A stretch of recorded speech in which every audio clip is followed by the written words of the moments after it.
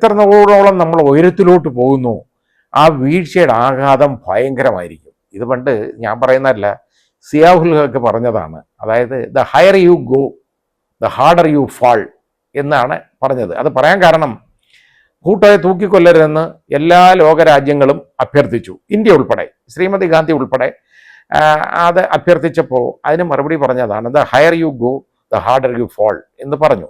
പക്ഷെ അത് അന്വർത്ഥമായി സിയാവുൽ ഹക്കിൻ്റെ കാര്യത്തിൽ.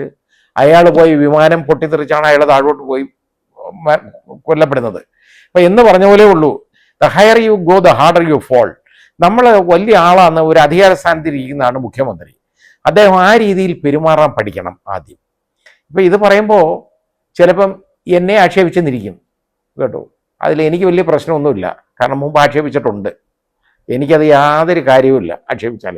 അപ്പം ജനങ്ങൾ ഇതിനെതിരെ പ്രതികരിക്കുന്നത് പോലെ തന്നെ, അതായത് നമ്മുടെ ബഹുമാന്യനായ മുഖ്യമന്ത്രിയുടെ ആ ധാർഷ്ട്യത്തിനെതിരെ പ്രതികരിക്കുന്നത് പോലെ തന്നെ അദ്ദേഹത്തിൻ്റെ കൂടുള്ള ആളുകൾ, അതായത് ഇടതുപക്ഷ പാർട്ടികളിൽ പെടുന്ന പ്രമുഖമായ പാർട്ടി CPI, അവരുടെ ഭാഗത്തു നിന്ന് ഈ പ്രതിഷേധം ഉണ്ടായിട്ടുണ്ട്.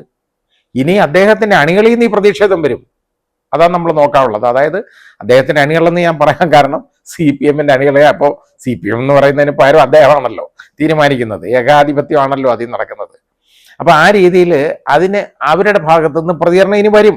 ഇപ്പോൾ CPI-യുടെ തിരുവനന്തപുരം ജില്ലാ എക്സിക്യൂട്ടീവ് അവർ പ്രമേയം പാസാക്കി മുഖ്യമന്ത്രിക്കെതിരെ.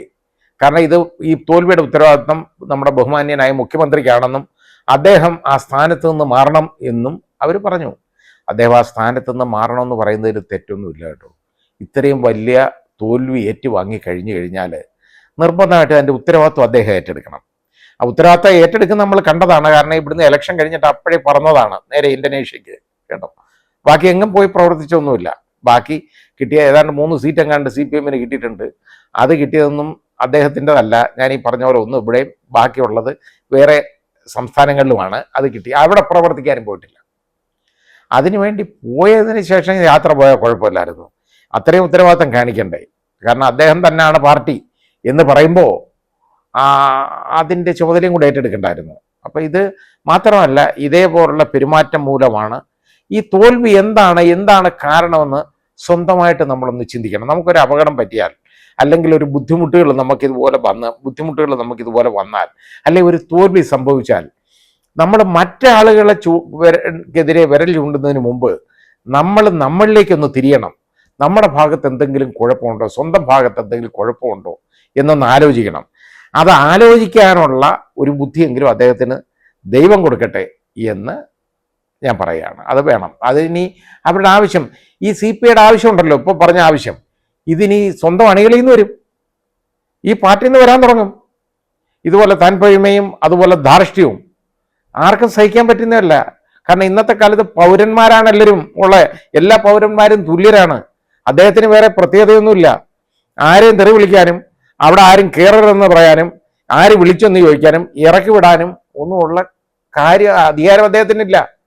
അദ്ദേഹത്തിൻ്റെ സ്വന്തം സ്ഥലത്താണെങ്കിൽ അദ്ദേഹത്തിന് ഇറക്കി വിടാം, എൻ്റെ വീട്ടിൽ കയറണ്ട എന്ന് പറയാം. പിന്നെ പബ്ലിക് ഓഫീസാണെന്നുണ്ടെങ്കിൽ അവിടെ പൊതുജനങ്ങൾക്ക് കയറാം, മാധ്യമങ്ങൾക്ക് കയറാം, ഒരു കുഴപ്പമില്ല. ഇനി ഒരു രഹസ്യമായിട്ടുള്ളൊരു മീറ്റിംഗ്, അതായത് ഒരു സീക്രസിലുള്ള ഒരു കാര്യം നടക്കുകയാണ്, അതുകൊണ്ട് കയറാൻ പാടില്ല എന്ന് പറഞ്ഞാൽ അദ്ദേഹത്തിൻ്റെ കാര്യത്തിൽ അങ്ങനെ പറയണം. അല്ലാതെ കിടക്ക് പുറത്തല്ല വേണ്ടത് കേട്ടോ, ഈ രീതിയിലല്ല വേണ്ടത്.